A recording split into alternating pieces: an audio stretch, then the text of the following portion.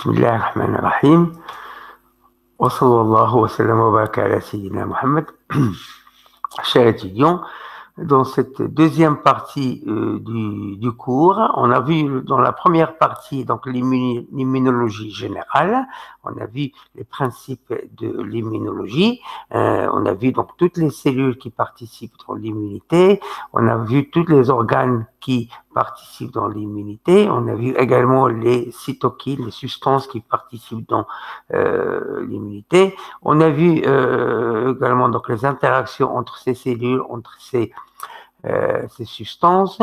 On a vu donc les deux types d'immunité, l'immunité naturelle qui démarre dès l'entrée du micro-organisme dans le corps et qui aboutit à la phagocytose, et aussi l'immunité spécifique qui se déclenche si l'immunité naturelle n'est pas efficace. Il y a un déclenchement de l'immunité spécifique qui se fait spécifiquement contre l'antigène et qui aboutit au démarrage de la réaction immunitaire spécifique, ou bien humorale qui fait intervenir des anticorps, ou bien en médiation cellulaire pour les grosses cellules qui fait intervenir des lymphocytes cytotoxiques qui détruisent les cellules par cytolyse. Alors, dans cette deuxième partie, on va voir l'immunopathologie. On va voir donc les pathologies du système immunitaire. On a vu que le système immunitaire, il va nous protéger contre les micro-organismes étrangers pathogènes, mais il peut également, dans certains cas, y avoir un dysfonctionnement du système immunitaire, ce qui va aboutir, donc il va reconnaître le non-soi, le soi comme du non-soi, et il va donc détruire le soi, ce qui va aboutir à certains types d'immunopathologie, comme l'auto-immunité, où les cellules du soi vont détruire, le système immunitaire vont détruire les cellules du soi, comme dans le cas du diabète de type 1, où les anticorps vont détruire les cellules bêta du pancréas qui synthétisent l'insuline. Donc, il y a un deuxième type d'immunopathologie, et ce sont donc les hypersensibilités, parmi lesquelles on connaît un peu les allergies. On va voir les différents types d'hypersensibilité. Et enfin, on va voir donc le déficit immunitaire, où certaines cellules ou bien certaines substances vont manquer, ce qui va aboutir à un dérèglement du système immunitaire.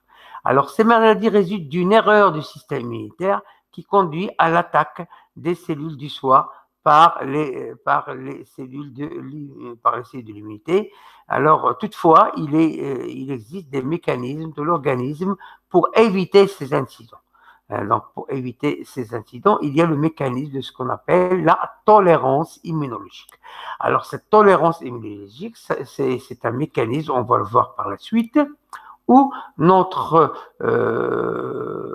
organisme va faire apprendre aux lymphocytes B et aux lymphocytes T le soi et le non-soi. On l'a déjà vu dans le cours précédent, dans les cours précédents, où la tolérance immunologique, donc pour éviter de détruire les cellules du soi. Alors, la tolérance immunologique, c'est quoi? Tolérer en français, ça veut dire accepter. Accepter, ça veut dire ne pas rejeter l'autre, ne pas le rejeter, ça veut dire vivre avec. En immunologie, c'est la capacité du corps à reconnaître le soi et à ne pas développer de réaction immunitaire contre lui. Le reste, donc tout ce qui n'est pas le soi, va être le non-soi, il peut être attaqué par le système immunitaire. Alors, dans cette partie, donc, on va voir une expérimentation, la mise en évidence du phénomène de tolérance. Comment on va mettre en évidence la tolérance. Alors, dans cette première partie en haut, on a une souris de souche A. Alors, la souris, c'est un animal qui est de choix dans l'immunologie. Pourquoi? Parce qu'il développe des réactions immunitaires importantes par rapport aux autres animaux comme le rat, comme le lapin, comme les autres animaux. Alors, pour ça qu'on travaille plus sur la souris. La souris, c'est un petit animal d'à peu près entre 100 et 150 grammes. Il n'est pas gros, mais il développe une réaction immunitaire importante. Alors, on prend une souris de la souche A, hein, une espèce A, et on va planter un morceau de peau d'une autre souche B, hein, sur la peau de la souche A. On attend 14 jours, on va voir au bout de 14 jours que le morceau de peau ici qu'on a greffé a commencé à dégénérer. Et donc, il y a un rejet, on appelle ça, c'est un phénomène de rejet. Ça, c'est quelque chose de naturel, normal, parce que le corps, il va rejeter les cellules du non-soi qui font partie de la peau de la souche. Deuxième partie de cette expérience, on prend une souris de la souche A, mais qui vient de naître, qui a 1 jour ou 2, on appelle ça la souris nouveau-née, et on va lui injecter des leucocytes de la souche B, des lymphocytes B et des lymphocytes T d'une souche B. D'accord? On attend 6 semaines que la souris devienne adulte, et on va lui greffer comme avant la peau de la souche B, et on attend 7 à 14 jours. Là, on remarque que la peau qu'on a greffée a pris, ça veut dire qu'elle s'est intégrée à la peau et elle n'a pas été rejetée. Alors, ceci montre qu'il y a quelque chose qui existe dans les leucocytes et qui ont permis ce phénomène de tolérance que la souche A va tolérer la peau de la souche. Troisième expérience, dans cette ligne, troisième ligne en bas, on prend la même souche nouveau-née, la souche A, on va lui injecter les leucocytes de la souche B comme avant, comme ici. On attend 6 semaines qu'elle devienne adulte et on va lui greffer une autre peau de la souche C, une troisième souche. On attend 14 jours et on va voir que, comme la première expérience, que la peau a été rejetée. Là, on en conclut que la souche, donc que ce phénomène de tolérance, il dépend des leucocytes qu'on a injectés à la souris nouveau-née.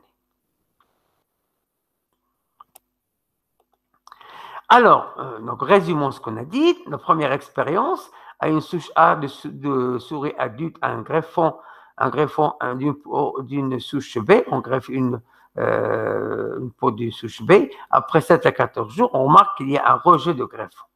Et à une autre deuxième expérience, à une souris nouveau-née, on injecte les leucocytes. On attend 6 semaines, on greffe la peau de la souche B et on attend 7 à 14 jours, il n'y a pas de rejet. Troisième chose, donc on fait comme avant et on greffe une peau de la souche C.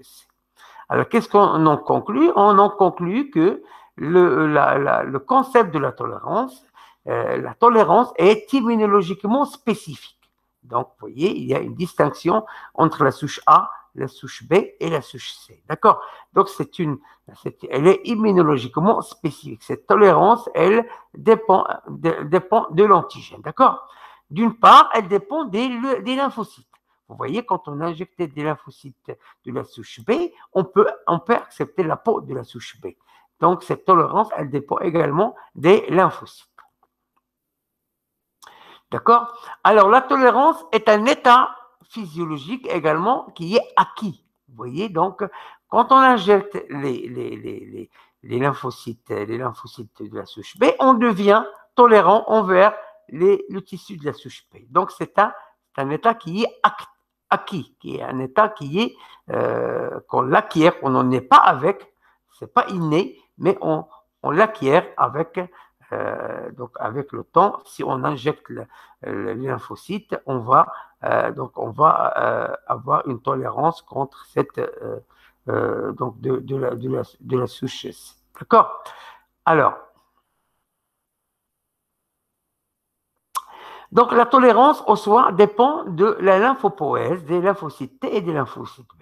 La lymphopoèse, quand on a injecté les lymphocytes B et les lymphocytes T, et on a lymphopoèse, la synthèse de lymphocytes T et lymphocytes B. C'est au cours de cette synthèse, on a déjà vu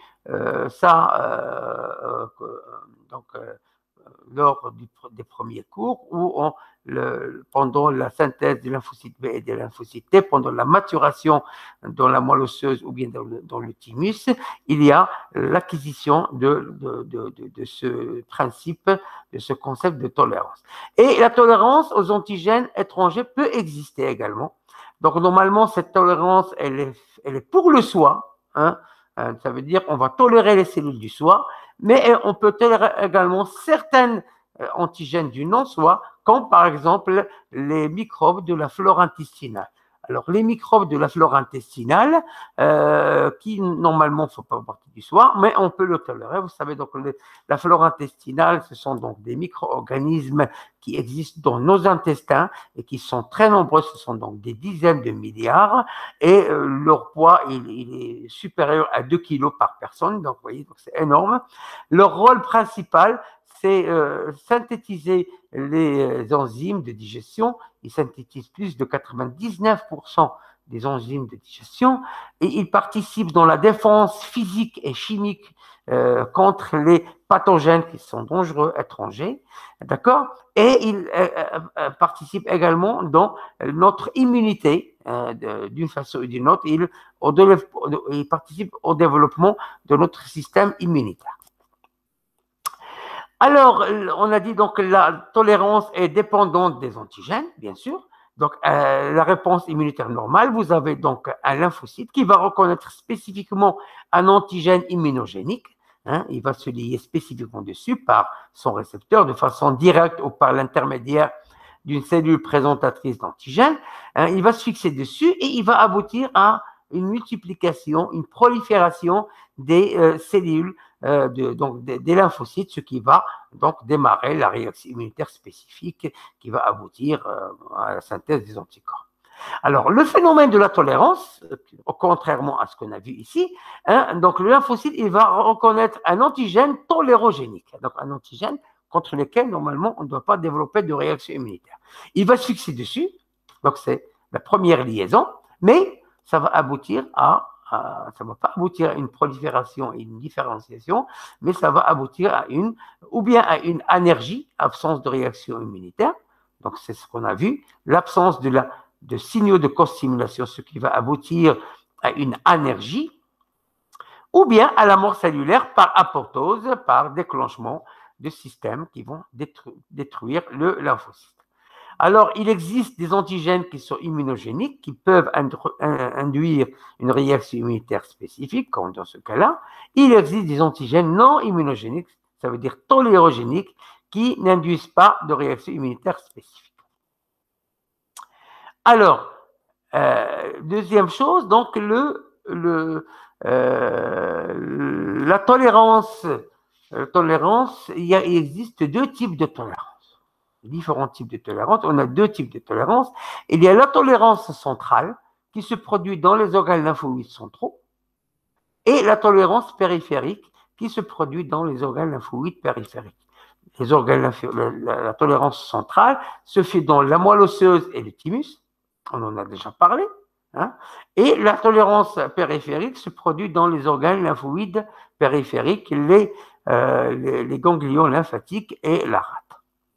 Alors, la tolérance centrale, il y a d'abord élimination des cellules immatures reconnaissant le soi dans les organes lymphoïdes primaires, ça on l'a déjà vu, lors de la synthèse des lymphocytes B et des lymphocytes T et lors de leur maturation dans la moelle osseuse pour les lymphocytes B ou bien dans le thymus pour le lymphocyte T, on a vu ce qu'on avait appelé la sélection négative. Alors, cette sélection négative, hein, qu'on a vu hein, dans le thymus pour le lymphocyte T et dans la moelle osseuse du lymphocyte B, si le lymphocyte B reconnaît, ou bien le lymphocyte T reconnaît l'antigène du soi qui est présenté par les cellules du thymus ou bien par les cellules de la moelle osseuse, s'il le reconnaît, il va être éliminé. Hein, donc, c'est ce qui va constituer la tolérance du soi. On va préciser, donc, expliquer un petit peu la tolérance centrale. Donc, vous avez des cellules thymiques, donc du thymus, des CPA, qui ont l'antigène présenté dans un CMH, qui va être reconnu par un lymphocyte T immature, qui n'est pas encore mûr, donc la liaison se fait par TCR, CMH, hein, et ce qui, donc elle est spécifique du soi, donc c'est une reconnaissance spécifique. Donc ça va aboutir à si le lymphocyte T va reconnaître l'antigène du soi présenté par une CPA du thymus, hein, il va être rejeté, il va être détruit par apoptose, c'est ce qu'on appelle la sélection négative centrale, d'accord? Donc, ça veut dire que dans ce cas-là, on va garder seulement les lymphocytes T, hein, quand ils seront mûrs, on va garder les lymphocytes T qui ne reconnaissent pas les CMH du soi, qui ne reconnaissent pas les antigènes du soi, d'accord? C'est ce qui s'appelle la sélection négative. La même chose va se faire pour le lymphocyte B dans la moelle osseuse. Alors, d'autre part, donc en plus, quand il y a une reconnaissance du lymphocyte T immature par reconnaissance de la CPA par lymphocyte T immature, il va y avoir, s'il y a quelques cas particuliers, il va y avoir une synthèse ou bien que ce lymphocyte T va se transformer en lymphocyte T régulateur. Hein. Lymphocyte T régulateur, ça veut dire qu'il va freiner la réaction immunitaire, donc il va aller dans la périphérie, dans les organes lymphoïdes périphériques, les ganglions lymphatiques ou bien la rate, et il va donc stopper la réaction immunitaire. Donc là, vous voyez, donc, il y a deux possibilités, ou bien qu'il y a destruction, bien sûr, des lymphocytes T immatures qui reconnaissent le soi, et d'autre part, il y a également transformation du lymphocyte T en lymphocyte T régulateur pour arrêter la réaction immunitaire spécifique. Alors, les lymphocytes immatures spécifiques du soi qui reconnaissent des antigènes présents par des CPA thymiques, ceux-ci sont éliminés par une sélection négative au niveau central, par apoptose au niveau central, ou bien activation du lymphocyte T régulateur qui vont donc arrêter la réaction immunitaire spécifique. D'accord? Donc, c'est ça un peu le mécanisme de cette réaction, de cette tolérance. Alors, le deuxième type de tolérance, c'est la tolérance périphérique. Alors, la tolérance périphérique, c'est l'élimination des cellules matures reconnaissant des antigènes du soi dans les organes lymphoïdes secondaires. On l'a vu, hein, dans la périphérie, il y a activation de lymphocytes T régulateurs. Il y a plusieurs types de lymphocytes T régulateurs, on va la voir tout à l'heure. C'est la tolérance du soi. Et en plus de ça, au niveau périphérique, il peut y avoir la tolérance orale. La tolérance orale, c'est quoi? C'est la tolérance des aliments qu'on mange. Vous voyez que les aliments qu'on mange contiennent des protéines, des glycoprotéines, des lipides, des glycolipides, etc., etc. Et on les mange. Alors, ces protéines, ces glycoprotéines, etc., peuvent induire une réaction immunitaire. Ils peuvent induire une réaction immunitaire. Mais, bien sûr, si elles induisent des réactions immunitaires, on ne va pas pouvoir manger. Donc, c'est dangereux. Alors, dans ce cas-là, on a tendance à accepter, à tolérer les aliments qu'on mange. Alors, comment se fait ça? Alors, le mécanisme, on a vu donc le mécanisme de la tolérance. Il y a une tolérance récessive qu'on a vu tout à l'heure, donc par apoptose, au niveau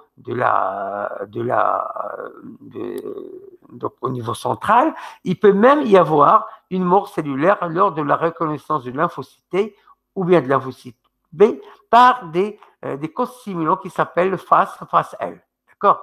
Le FAS-L. Donc, sur la CPA et sur lymphocyte T, quand il y a cette liaison-là, ça va activer l'apoptose. Ou bien par une anergie, hein, qu'on a vu, c'est l'absence du deuxième signal, ce qui va aboutir à l'arrêt de la réaction. Et donc, la réaction immunitaire ne va pas, même s'il y a la première activation par la reconnaissance CMH-TCR, le deuxième signal de co-stimulation n'existe pas, ça veut dire que ça va s'arrêter, c'est une anergie. Là, c'est la tolérance récessive. La tolérance active ou bien dominante, elle se fait, comme on a vu tout à l'heure, par l'activation de lymphocytes T régulateurs. Donc, ce sont les lymphocytes T CD4 qui se transforment en lymphocytes T régulateurs, comme par exemple ici le CD25 FOXP3+, d'origine chimique, comme les cellules T3, qui produisent TGF-bêta, hein, d'accord, qui va bloquer la réaction immunitaire, comme les cellules lymphocytes T4 qui se transforment en TR1 qui produisent l'interleukine 10, qui est une cytokine, une interleukine, la seule cytokine qui est anti-inflammatoire. Bon, il y a d'autres lymphocytes régulateurs, comme les cellules suppresseurs CD8+, etc., etc. Donc, il y a plusieurs types et il existe d'autres maintenant, il existe d'autres qui ont été découverts. Alors, maintenant, on va passer au mécanisme. Comment se fait cette tolérance? Alors, on a dit la tolérance récessive. Alors, mécanisme aboutissant à à l'élimination des lymphocytes T et lymphocytes B interagissant avec le soi. On a vu, donc, se fait par apoptose, donc la reconnaissance du soi par lymphocyte T ou bien lymphocyte B, par le système FAS-L. FAS qui existe par exemple, sur le lymphocyte T cytotoxique, quand il va se lier sur la cellule cible, d'abord par le CMH-TCR, et il y a ça c'est le premier signal. Le deuxième signal se fait par le système FAS-L qui va activer l'apoptose de la cellule cible. Là, c'est un petit peu le détail de ce qui se passe au niveau de l'apoptose, où il va y avoir une activation de l'apoptose et synthèse de protéines ici, de perforines qui vont faire des trous dans la cellule cible ici, ce qui va aboutir à la mort de la cellule par apoptose. Ou bien par anergie, comme on a vu, de la fonction cellulaire, sans mort cellulaire, donc qui va être lié à l'absence du deuxième signal, ou bien de signal de co-stimulation, comme on va voir maintenant. Donc ici, dans la tolérance récessive, c'est l'anergie qu'on a vu. Alors dans le cas normal, vous voyez, quand une cellule présente ses antigènes, elle va attraper un antigène, va le dégrader, va le présenter dans une molécule de CMH de classe 2, elle va présenter l'antigène. Cet antigène va être reconnu par un lymphocyte TH, par son TCR. Ça va constituer le premier signal. D'accord? Ensuite, il y aura des liaisons de co-stimulation, comme on a vu avant. Donc, c'est la première activation. La deuxième activation par les signaux de co-stimulation, ce qui va aboutir à une réaction immunitaire spécifique qui va donc déclencher une réaction immunitaire spécifique. D'accord? Alors, dans le cas de la tolérance, nous avons la première, comme tout à l'heure, la présentation de l'antigène, la reconnaissance, la première activation, mais nous n'avons pas les signaux de co-stimulation. Donc, il va y avoir une énergie, donc ça va stopper, même s'il y a une première activation, ça va stopper la réaction immunitaire spécifique, ce qui va aboutir à une tolérance de cet antigène-là qui a été présenté. Ça va être une tolérance. Donc ça s'appelle la tolérance récessive. Alors ici, en résumant le schéma de tout à l'heure, la réaction immunitaire normale, on va y avoir un premier signal et puis des signaux de co-stimulation qui vont aboutir à l'activation des lymphocytes TH. Dans le cas de la tolérance ou de l'énergie, il y a toujours la première reconnaissance, le premier signal, mais le deuxième signal de co-stimulation n'existe pas. C'est une énergie, ce qui aboutit à la tolérance immunologique. D'accord? Alors, c'est comme ça qu'on va apprendre à tolérer, donc, les cellules du soi et les aliments et les microbiotes qui nous entourent. Alors, donc, je vais vous expliquer un petit peu maintenant le mécanisme, comment ça se passe. Alors, ici, on va prendre comme exemple l'intestin. On a dit l'intestin, donc ici, une courbe de l'intestin. Ça, c'est l'épithélium de l'intestin. Ça, c'est la lumière où on trouve donc des aliments, la flore intestinale ou bien le microbiote. Donc, ça, c'est la mode actuelle. C'est le microbiote. Si on a le temps, on va faire un TD sur le microbiote parce qu'il est très important, surtout dans le développement du système immunitaire, surtout chez le nouveau-né, ce qui est très important. J'espère avoir le temps de faire un TD là-dessus. Alors, une coupe de l'intestin, donc vous avez ici des protéines ou bien des micro-organismes commensals, donc de la flore intestinale. À l'intérieur, vous avez donc, s'il y a quelques micro-organismes qui rentrent à l'intérieur, ils vont être reconnus par une cellule dendritique. Alors, sous l'influence de certaines de certaines cytokines, ça va activer la cellule dendritique qui va, d'autre part, donc peut lier certaines protéines alimentaires également, hein, d'où il va y avoir une synthèse de facteurs de co-stimulation comme la CD40, d'accord? CD40. Alors, la cellule dendritique va être reconnue par un lymphocyte TH, hein, va être reconnue par, bien sûr, TCR, système TCR-CMH, c'est le premier signal. Et il va y avoir également, ou bien très peu, de liaisons de co-stimulation plus ou moins, il peut exister comme il ne peut pas exister, mais en plus, il va y avoir une synthèse d'interleukine 10 par la cellule dendritique. On a dit que l'interleukine 10, c'est une cytokine qui est anti-inflammatoire. Ça veut dire qu'elle va bloquer la réaction immunitaire. D'accord? D'accord? Mais même s'il y a certaines cellules qui sont activées, ils vont se transformer en lymphocytes T régulateurs ou bien lymphocyte TH3 qui est aussi un lymphocyte T régulateur, ce qui va bloquer la réaction immunitaire et on ne va pas avoir de réaction immunitaire spécifique. Ça, c'est l'explication au niveau cellulaire, comment ça se passe, la tolérance orale ou bien la tolérance à la flore aux microbes de la flore intestinale. Donc, ça s'explique par l'absence ou bien la non-présence de facteurs de co-stimulation qui vont bloquer la réaction immunitaire.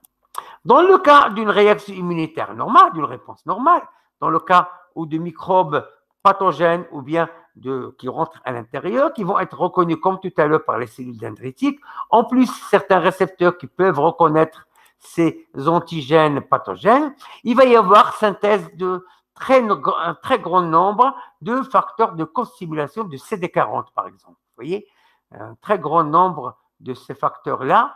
Alors, ces facteurs de co-stimulation qui vont donc, quand il y a liaison de la cellule dendritique avec lymphocyte T, il va y avoir reconnaissance par CMH, TCR, il va y avoir beaucoup de liaisons de co-stimulation, excusez-moi, ici, voilà, j'étais en train de... Donc, il va y avoir ici donc, des liaisons, vous voyez, plusieurs co-stimulations plus, entre le lymphocyte T et le cellule dendritique. En plus, il va y avoir synthèse d'interleukine 12, qui est une interleukine pro-inflammatoire, contrairement à l'interleukine 10 anti-inflammatoire dans le cas de la tolérance. Donc, il y a synthèse d'interleukine 12 par la cellule dendritique qui va activer encore plus la lymphocyte T qui va donc se transformer ou bien en lymphocyte TH1 qui va donc induire une réaction immunitaire à médiation cellulaire, donc qui va détruire les cellules par les lymphocytes T cytotoxiques, et aussi la transformation de CD, donc du lymphocyte T CD4 en lymphocyte TH2 qui va induire la réaction immunitaire humorale qui va faire synthétiser des immunoglobulines de type A qui vont par la suite aller neutraliser les antigènes. D'accord? Alors ça, c'est ce qui se passe dans le mécanisme de tolérance et le mécanisme normal. Alors dans le cas normal, on a dit qu'il y a des co-stimulations plus, et dans le cas de la tolérance, il y a très peu de facteurs de co-stimulation, et donc ces facteurs de co-stimulation CD40 qui vont se dire au CD40L du lymphocyte T4 et activation de lymphocytes régulateurs qui vont bloquer la lymphocyte H et bloquer la réaction immunitaire, d'où la tolérance aux aliments. Donc, on a donc la tolérance aux aliments qui va donc, on peut donc accepter ces aliments-là. La même chose peut s'appliquer sur les micro-organismes de la flore intestinale qui vont donc on va tolérer ces micro-organismes de la flore intestinale. D'accord? Alors, jusqu'à présent, donc on a fini un peu notre on a fini donc ce premier cours qui a consisté à